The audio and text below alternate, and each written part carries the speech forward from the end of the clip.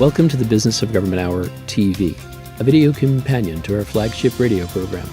I'm Michael Keegan, your host. Each week, government executives and thought leaders join me for an informative, insightful, and in-depth conversation on improving government and its effectiveness. These individuals are truly changing the way government does business.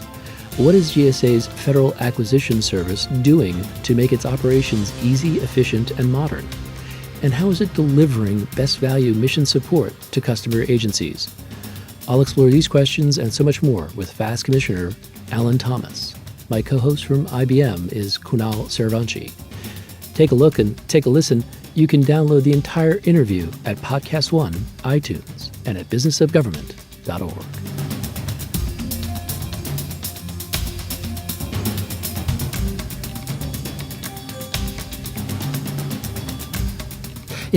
Regarding that particular role, what would you say are your, top management challenges that you face, and how have you sought to address those challenges? That's a good question. So I think, one thing I did when I first joined almost a year ago was I did a lot of listening. And I actually went on a listening tour. So I visited all the regions. My goal was to visit each region before I'd hit 6 months in, and I did it. I got them all in about 5 months, and I was out trying to listen, talking to employees, so talking to some of the top management, but also doing skip level meetings with employees and doing town halls to really get a sense from people for where should we be focusing, right? What are the big challenges? And I think probably the top challenge that I came away with from that initial listening tour was the systems we use. So we rely on technology a lot to deliver to our customers. The systems that our people are using are not up to par, right? So my sort of tagline is the quality of our systems need to match the quality of our people, and we're not there. Mm-hmm. Right. So I've spent a lot of time with David Shive, who's the CIO, and his team there, talking about how we modernize the business systems we use to deliver service to our customers, right? And kind of my old, from my business days, you think about if you take care of the people, and one way you do that is to put great tools in their hands, they'll take care of the customers, and the results that we are looking for will follow from that. So that the kind of systems challenge was probably, I think, the top thing I found. The other thing I found was that people sometimes have a hard time, folks on the front line sometimes have a hard time connecting themselves to some of the top level things that the agency is trying to get done, right? So, we've got a GSA strategic plan, right? We've got a few important objectives in there. It's sometimes hard for folks in the front line to draw a link between their activities every day and the objective in the plan, right? So just really trying to put a face on the plan, talk to people about those things, and help them see how what they're doing, even in a small way, helps connect to that larger goal. So, what are the characteristics of an effective leader? And perhaps you could share with us some of your leadership principles that guide you. So I've been talking about, from a leadership perspective, I've been talking about really three things with people, and they're honesty, courage, and graciousness. So I think when I first came in, people were a little like, whoa, that feels, like touchy-feely. I was like, well, I think as a leader, you want to be authentic. So we've all got to be honest with ourselves about where we are in the organization. Sometimes that takes courage to do that, right? Sometimes being honest and delivering a tough message, but you've got to deliver it usually in a way that's gracious if you want people to listen to you. And I tell everyone, hey, I'm a work in progress on these things, right? We're not always as honest as we should be with ourselves, and we don't always have the courage to be honest, and sometimes we don't deliver the message graciously. But those are kind of like what I would call, binary things for me. If we're not those things, then nothing else matters, right? Those are like kind of core things. And I've been talking about that when I go out and meet with employees too, and I've been generally getting pretty good feedback from people, right? They like that message. And I think, if people believe you're authentic and you're being honest with them, they're more likely to listen to you, even if you're saying something that they don't necessarily agree with. They're at least willing to listen to you. And we've been kind of having a dialogue with people, right? As I've been new and listening, as I've started to then formulate opinions and make decisions about things. Sometimes people agree with them, sometimes they don't. But I feel like there's a good healthy amount of debate within the organization, and people feel like they're comfortable having that debate. So that's the kind of environment I like to be in.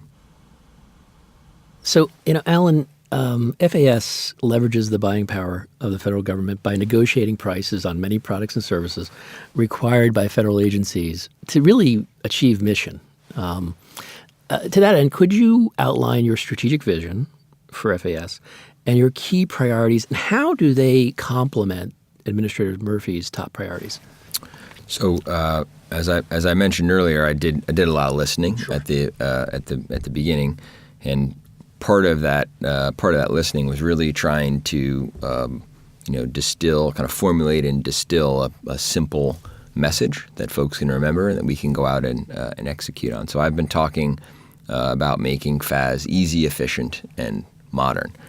And so easy in terms of just making it easier for folks to work with us. Right? I mean, one of our jobs is to be the central marketplace where government buyers acquire things from the private sector. So there's a whole host of initiatives we have around just making it easier to do business with FAS. I've been talking about efficiency. There's a lot of work we're doing in the shared services space. There are some shared services that we already deliver, like Fleet and the Smart Pay program, and then there's some new things that I think we're planning to get into in concert with some of our partners in GSA and the Office of Government-Wide Policy.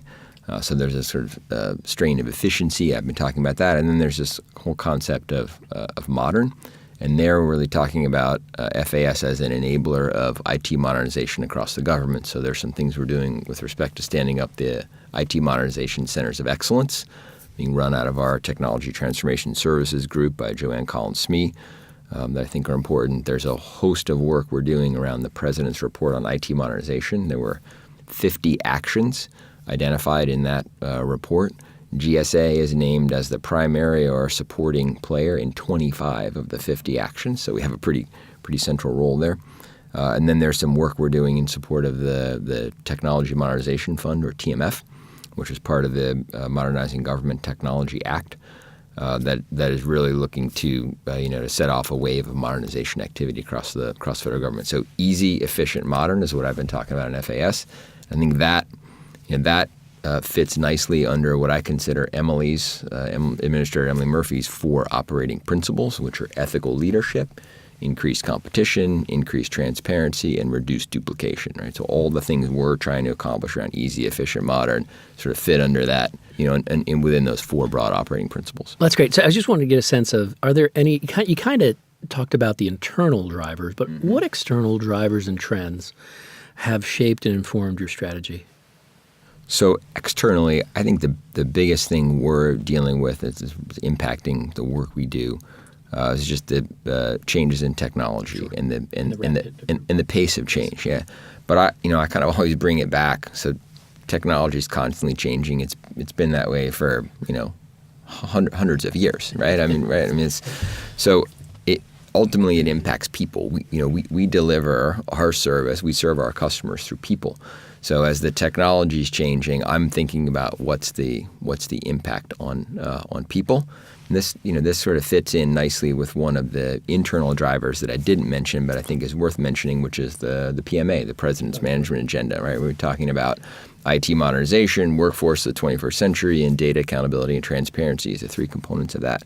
So the change in technology and how it changes how our people deliver service and how they think about their work, I think is the kind of the big driver, the big external driver that we're thinking about. And just an example there, if you think about a line level contracting officer, there may be some things we can do around, say, robotic process automation to take a number of what are relatively simple, mundane tasks off the plate of a line level contracting officer, which is great. So it frees them up from doing that, but it's a change, and change is always hard for people.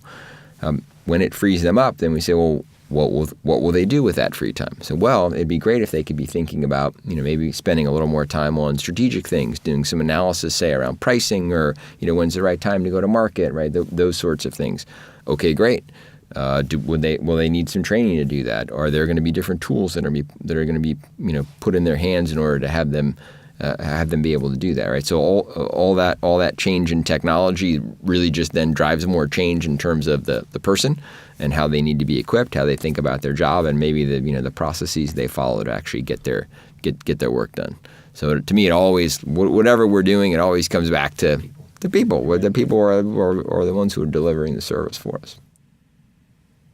You've talked about this. You began your tenure at FAS by doing a nationwide tour of the GSA regional offices and your key customers. Could you tell us anything more about that effort, and what did you really learn, and how does it really help you shape your strategic vision? Sure. So that was a great way for me. It was a great way to really begin and meet lots of folks and learn about the organization. As you mentioned, I did get a chance, in addition to meeting with employees, I got a chance to meet some customers as well. And I always like meeting customers outside of the Beltway, right? So when you're in Colorado Springs, meet with Air Force Space Command, right? When you're in Monterey, meet with Defense Manpower Data Center. When you're in Atlanta, meet with Centers for Disease Control and Prevention, right? You get a little bit of a different sense for an organization when you're actually in their headquarters, in their space. So I think for me, the most important thing I learned was FAS we're pretty close to our customers. I mean, we're a customer-driven organization. We're essentially a non-appropriated activity. We had a very, very small appropriation. So most of what we do is costs that we recover for delivering some sort of service to our customers. And you really feel that when you get out into the field where people are close to their customers, right? They've got a customer mindset, and they've got a nice entrepreneurial bent to them. That, coming from a good chunk of my career in the private sector, was familiar to me, right? And so that was I think that was a key learning. I mentioned the systems, so I kind of won't harp on that again, other than say that we want the quality of the systems to match the quality of our people. I think the other thing that I found out when I went and talked to folks was the FAS has been through a number of reorganizations, and they're just coming off a major reorganization that closed, a few months before my tenure began there last year. So there's some complexity in terms of layers and reporting relationships and things like that in the organization.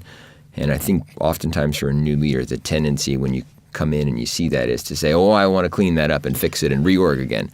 And I actually said that's the last thing I want to do is a big reorg. There may be some, tweaks around the edges, there's some moving of a few things that we want to do. But in general, I think there was reorganization fatigue among people. And, my line was, hey, we're going to war with the Army we have here, right? And we're going to make it work as best we can. If we need to over-communicate because of some layers and some reporting structures that maybe aren't as clean as they could be, that's what we're going to do. Only in cases where we think we have really, really, big show-stopping issues will we attempt to address it through a reorg. And that message really resonated with people. So like, hey, let's get down to business, right? Let's pick a few important things we want to do, right, around those easy, efficient, modern priorities. And let's focus, 99% of our time and effort on getting those things done. That was a message that seemed to really hit home with people. So, Alan, would you give us a brief overview of the Modernizing Government Technology Act? What role does FAS play in implementing its requirements? And I think you had been quoted as saying there are changes under the Act that would be a real boon to federal agencies. Could you explain that? So the MGT Act is a great example, which is passed as part of the National Defense Authorization Act. So I didn't know an act could be part of an act. Yeah, I didn't realize it either. But apparently, it can. Well, if it's DOD, it can. It can. That's right. So that's a great example of a kind of bipartisan spirit, which I've been privy to see. It's great to see folks from both sides of the aisle when you're talking about modernizing government technology to serve citizens better and make the government more efficient and effective. That's an issue that brings everybody together. So I think the most important component of MGT is the Technology Modernization Fund, or TMF, and the associated working capital funds that each of the 24 CFO Act agencies can establish as part of that. So that, if you think about how the funding cycle for technology in government, right, doesn't really match how people want to buy or need to buy it. And the TMF and those working capital funds, I think, will better help align how folks need to buy technology and make investments in that. So from an FAS perspective, well, let me start with the GSA from GSA overall, right? So the GSA administrator, in concert with the director of OMB, right, is responsible for the TMF. In practice, the chair of the Technology Modernization Fund is the federal CIO, Suzette Kent. There are 6 other board members. The GSA administrator appointed me as a permanent board member. GSA gets one seat on the TMF, so I've been lucky to be there from the beginning, be at all the board meetings, sort of watch the sausage being made. And there's $100 million that the TMF has this year to allocate out to agencies. We've been running what I would call sort of Shark Tank style process, where we get initial proposals in, review those, and then ask people to come back in and present more detailed proposals. We're really looking to make investments. I would call them incremental investments that have transformational impact. So the thought is to invest in things that have big impact on citizens, and to invest in things that potentially other agencies can utilize, so we get leverage there, and to invest in things that are models, so that these are projects. These are certainly the initial projects are going to get a lot of heat and light. And we'd like to make investments in things that other agencies say, I have a similar problem or issue, and I want to tackle it, or I want to go about solving it in a way that has been highlighted by the TMF. So the individual agency working capital funds, kind of stepping away from the centrally managed fund for a second. A few agencies, I think 3 so far, have stepped forward to talk about how they would set those up. That has can have real long-term impact in the government. So those are funds that agencies, as they invest in things and generate savings, right? They can put some of those savings in the working capital funds and continue to invest and modernize. That really changes how agencies budget and pay for technology, and that has far-reaching impact that I think, if done properly, will probably be the most impactful thing to come out of the MGT Act. Yeah, besides your sitting on the board, does FAS have any other role in actually administrating the funding? So we don't. So there's a small PMO, or project management office, within GSA that reports to the deputy administrator of GSA, which is Allison Brigatti. Yep. Liz Kane is the executive director of the PMO running that. There are 2 FAS employees, so 2 folks who technically work for me, who are detailed over to be part of it, right? But I'm as a board member, right? It didn't seem right to have the PMO to me, right? It seemed so. Allison and Liz and team are running the day-to-day operations of the board. Alan, you're leading an effort to bring the modern online buying experience to buyers in the federal government with the creation of an e-commerce portal as required under the National Defense Authorization Act, Section 846. Would you tell us more about the e-commerce portal effort? What does Congress require be done? How will it enhance the government buyer experience, reduce costs, streamline processes? And where are you in this process? So we're in phase 2. So it's really a 3-phase process. So phase 1 was a fairly short phase where we did a good bit of listening and engagement with industry, with customers from around government, other stakeholders, and the charge there was produce a report that would essentially tell us how you're going to execute that. So we met the mark there. The report was due in the middle of March. And in concert with our friends in OMB, we put the report together and delivered it to Congress. I think the key event in that initial phase was in early January. I think it might have been January 9th or 10th. We held an industry day, had a couple of hundred participants actually physically in the room at GSA, another several hundred participants online, and then afterwards we got I think close to 100 comments in from people, and that really helped helped us think through what we wanted to do in phase 2. Phase 2 is all about going out and actually doing some pretty hardcore market research and thinking about what kind of solutions will we pilot. This is a rapidly changing landscape, so we don't want to kind of lock ourselves in anything. And I think in phase 2, we're going to test out a number of different models. From phase 1, there really look like 3 models that emerged. One is sort of what I would call a direct model where a seller controls the entire experience. So HomeDepot.com, sure, right, or Staples.com or something like that. The second model is an aggregator model. Company begins with an A out there, right? Sort of a marketplace, right? That brings buyers and sellers together, right? And they've sort of a neutral aggregator, if you will. And then the third model is more of a traditional sort of e-procurement model, right? You might have a company sort of does catalog and e-procurement, and then they could help you punch out to other marketplaces. So I think in phase 2, teams off doing research now. We're looking at probably testing out some solutions in all 3 of those areas, and then phase 3 is when we actually would begin real implementation, right? So I think we want to get a real sense for what's out there, test it out, and then and then from there, I don't ever envision the government kind of picking a single solution. My guess is there'll always be a series of choices that we're going to provide to our customers.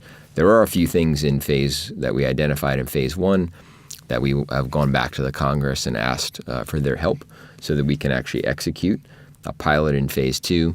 Probably the most important of those is we asked for a raise in the micro purchase threshold just for buying that happens through these e-commerce platforms, right? So we asked that be raised to $25,000. So we are hopeful and have some good indication that that we're going to get the things we asked for in order to actually execute on phase 2.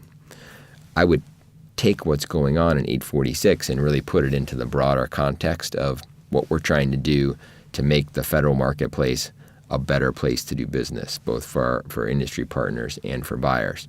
So in addition to 846, which is really about improving the buying experience mostly for products, I mentioned schedules consolidation, right, is another core component of that. And then a whole series of legislative and regulatory changes we're making. So on the regulatory front, there's a new rule out, the order level materials rule, right, that allows, I always knew them as other direct costs or ODCs, right, which is how folks in industry, I think, refer to them. But we've come up with an acronym called order level materials that allows those to be bought as part of a schedules buy without having to do a separate contracting action. That there's a whole host of things there. That's an example of if I look at legal and regulatory changes, consolidating schedules to reduce burden there, and improving the buying experience on things like 846. I put all those things together. To me, that all fits under the easy bucket of trying to make the marketplace a better place to do business. Alan, what is FAS doing in the area of shared services? So I talked a little bit earlier about fleet and the Smart Pay program. There's some other things we're working on. So there's been a good bit of activity around payroll recently, the new pay program. So we're on track to get a request for quote out there. From an FAS perspective, I kind of take off a government white hat and just look at my organization in terms of what we're doing. We're really the acquisition experts who would help put a government-wide solution like that in place. So that on payroll, for example, the thought is to get 3, 4, 5, some reasonable number of commercial providers to provide a standard solution that then individual agencies within the government could come and leverage. So there's some economies and efficiencies there, and our piece of that is really to make sure we get the acquisition right, get it out on the street, get it awarded properly, and then have the contract work as intended. We would not be in the payroll business or the time and attendance business. The same is true for some other areas that are being looked at as part of the President's Management Agenda and the cross-agency priority goal. So there's CAP Goal 5, which is around sharing quality solutions, right? So we're looking at things like financial management solutions. I mentioned payroll time and attendance is a component of that. Contract closeout services would be another area where that we would look at. Potentially contract writing solutions, right? Having some sort of standard contract in place for a few of the commercial off-the-shelf contract writing solutions that folks in government use. FAS would be the acquisition arm that would help put those in place. We always want to make sure whenever we undertake an effort to put something in place that we think is going to be used by the government that it's backed up by good data, because we need customers to come and actually use it so we can recover the costs that we incur to put it in place. So we think those are high value areas that have a lot of benefit government wide, and also are things that people want to use. Alan, picking up on Administrator Murphy's focus on ethical leadership, acquisition is a fiduciary responsibility, and the federal government business must be conducted with complete impartiality. Could you elaborate on efforts being pursued to ensure procurement integrity while building federal acquisition workforce capacity? So as you mentioned, ethical leadership was one of the 4 what I call operating principles that Emily laid down. And it's an important one. I mean, I think it all starts with what I would call honesty and trust. And if people don't think you're ethical, if they don't trust you, if they don't think you're an honest broker, it's a little hard to say, hey, we'd like to be the marketplace at which government buyers and industry partners come to do business. Well, I'm not gonna trade stocks on an exchange that I think is rigged, right? So if you want to be a market maker, which is the business that we're in on the acquisition front, you've got to have kind of honesty and trust as the core of that. So that's it's a key component of what we do. We always want to be acting, I think, in an impartial way. So we're always thinking about competition, level playing field, transparency, right? Those things being the kind of attributes of a market that generate trust from people. And it's just at the core of what we do. When you're a middleman, like the Federal Acquisition Service is, you need both sides to trust you. If they don't do business through you, then there's no way for us to recover our costs and continue to exist as an organization. What's one thing I get loud and clear when I go out and talk to people on the front lines, right? Folks who are involved in contracting, is they take that responsibility very, very seriously, and they have a real sense of, no other word for it, a sense of duty, right? That they're going to be ethical, that they want to do the right thing, that they'll continue to be above board in all that they do. It's like a core. I said my core values are honesty, courage, and graciousness. Right? Honesty is the first one. Right? I get when I talk to our people in FAS, I get that's a very it really resonates with them. I get a very strong sense that they believe that's a big part of what they deliver, is that sort of neutral. Level, open playing field where industry can come compete and agencies can come and get their requirements met by those worthy competitors. So real quick before we end, what advice would you give someone who is thinking about a career in public service? Do it. I think it's a noble calling. You in the public sector, you can get more responsibility at a younger age than you can generally in the private sector. Not always true, but for the most part, that's true. You also tackle some interesting and oftentimes unique problems, right, that the public sector faces that folks in the private sector don't face. I mean, oftentimes the government steps in when there's some sort of market failure, and they're dealing with a really hard, interesting, knotty problem. If you like those kind of things, then public sector is a good place for you. I would, as somebody who's been back and forth, it's my 3rd time in government in my career, I think there's a lot of value to doing that. It'd be great if we thought about things. So the last time we did a big reform of civil service was 1978, right, when they created the SES and those sort of things. It'd be great to see some reforms of civil service that make it easier for people to move in and out, and almost in some ways encourage that. I know I'm a smarter negotiator with the private sector when I've been on that side and know the pressures they're facing and how they think about the business. And I'm also better when I've been on the private sector side and I've, said, I've sat in the program manager's chair in the government and I understand, crazy funding cycles and decisions that get made and how things get done and why the government's reacting, in a certain way that they are. So that ability to move back and forth, I think would be great. I think it would probably help, in addition to the attraction of the mission and the hard problems that I mentioned, that ability to move back and forth, I think would help attract people even more. So you feel like young people today, and I don't classify myself as a young person, but I tend to think about my career in like 3-year chunks, and I think lots of people do today, right? Rarely do people think, hey, I'm going to join company X and be there, or join the government and be there forever. 30 years or something like that happens, but it's rare. I think the ability to move back and forth would do a lot from a recruiting standpoint as well. Be sure to join me next time on the Business of Government Hour TV for another informative, insightful, and in-depth conversation on improving government and its effectiveness. Until next time, it's businessofgovernment.org.